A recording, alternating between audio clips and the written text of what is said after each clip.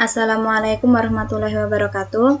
Saya Serina Bella, NRP 016 dari kelas 3D4 LKA. Di sini saya akan memvideokan mengenai post-test dari mata kuliah VLSI dan perancangan logika. Untuk permasalahannya sendiri adalah membangun sebuah finite state machine dengan NRP saya sendiri, yaitu 111.019.1016 dan kemudian juga digunakan ROM.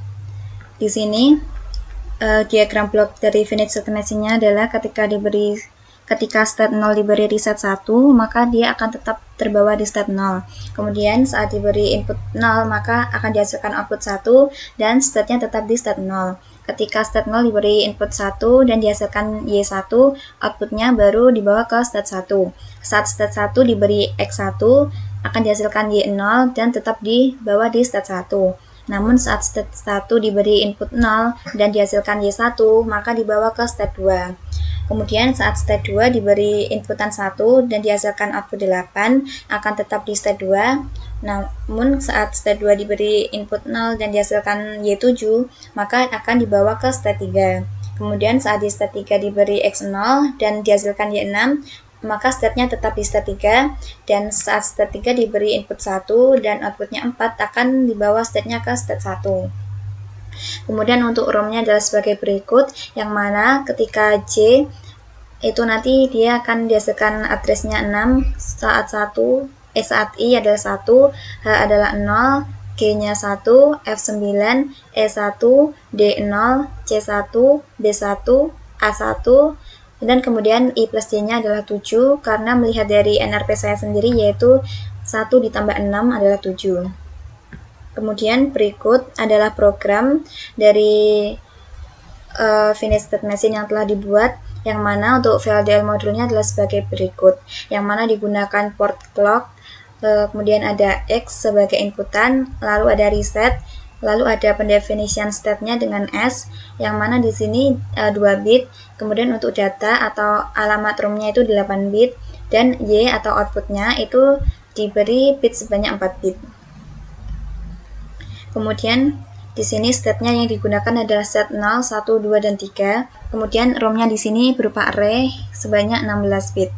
Lalu di sini ROM-nya sesuai dengan tadi, yaitu ketika 0, maka dia nanti akan dihasilkan 6. Jadi ini adalah C, nanti ini secara desimal 6 dan binarnya adalah 0000110. Kemudian ini adalah I, yaitu sebesar 1, kemudian ini adalah H, begitu seterusnya sampai ke bawahnya, yaitu yang 15 ini tadi adalah C plus I, yang mana hasilnya adalah 7. Kemudian untuk ordersnya dikasih 1 semua. Kemudian ini untuk pemrograman finite state machine-nya, yang mana ketika reset 1, maka nanti current state-nya itu adalah S0. Lalu di sini saat S0, maka S-nya nanti akan tertulis 00. Kemudian ketika resetnya itu bernilai 1, maka outputnya 0 dan state-nya di S0. Kemudian nanti ketika reset 0 dan X-nya 0, maka Y-nya 1 dan next state S0. Namun jika reset 0 dan X-nya 1, maka outputnya 1 dan next state-nya S1. Begitu juga ini adalah pengaturan untuk S1 atau state 1-nya, ini untuk state 2, dan ini untuk state 3-nya. Lalu di sini data sendiri adalah konversi dari nilai outputnya, yaitu nilai Y-nya. Kemudian di sini adalah VHDL test band-nya, yang mana di sini digunakan port sesuai dengan VHDL modul. Kemudian untuk timernya sendiri, clock periodnya itu diberi waktu 10 nanosecond. Ini adalah stimulus prosesnya, yang mana di sini dimulai dengan resetnya dinyalakan sampai 20 nanosecond, kemudian baru dimatikan dan X diberi nilai 0. Kemudian selama 10 nanosecond baru X diberi nilai 1, kemudian setelah 10 nanosecond diberi nilai 1 lagi, lalu setelah 10 nanosecond diberi nilai 0, lalu untuk 5 nanosecond berikutnya diberi nilai 1, sampai 10 nanosecond kemudian diberi nilai 0, lalu selama 10 nanosecond lagi diberi nilai 0, dan 10 nanosecond lagi diberi nilai 1, serta setelah 10 nanosecond maka nanti reset akan diaktifkan kembali. Kemudian ini adalah hasil simulasinya, yang mana ketika dia resetnya dinyalakan sampai 20 nanosecond, maka nanti dia statenya akan bernilai stat 0. Lalu saat resetnya sudah mati di sini, nanti ketika stat 0 kemudian diberi x-nya bernilai 0, maka akan dihasilkan output 1 dan statenya itu tetap di stat 0.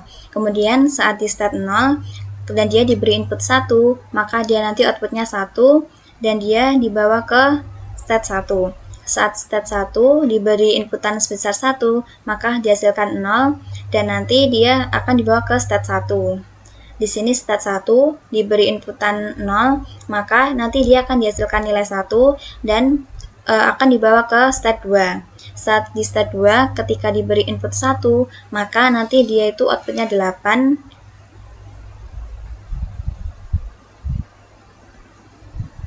Maka nanti dia outputnya 8 dan akan dibawa ke stat 2.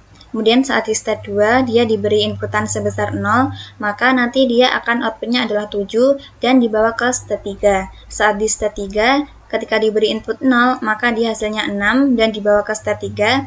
Dan saat di stat 3 diberi input 1, maka nanti dia akan dihasilkan outputnya sebesar 4.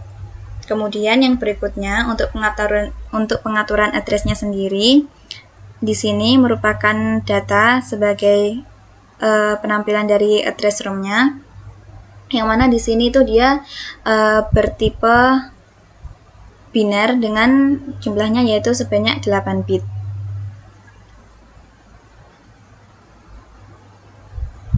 Nah, ini nantinya disesuaikan dengan ROM-nya yang ini. Maka di sini ketika output yang dihasilkan ini adalah 1, maka dia akan mengambil address dari I yaitu 1 sehingga binernya adalah 0000001. Kemudian ketika dia Y-nya 0, maka dia akan mengambil address dari J yaitu 6 sehingga di sini 000000110. Saat 1, maka dia akan mengambil data dari I yaitu 1 sehingga di sini adalah 1 secara desimal, dan saat 8 serta 7 maka dia mengambil data dari nilai C dan nilai B sehingga hasilnya adalah sama-sama 1 sehingga di sini tertuliskan data dari Y8 dan 7 adalah 0000001. Begitu seterusnya, maka data yang dihasilkan ini sesuai dengan Y yang didapat. Sekian simulasi dari saya. Jika ada kurang lebihnya mohon maaf. Wassalamualaikum warahmatullahi wabarakatuh.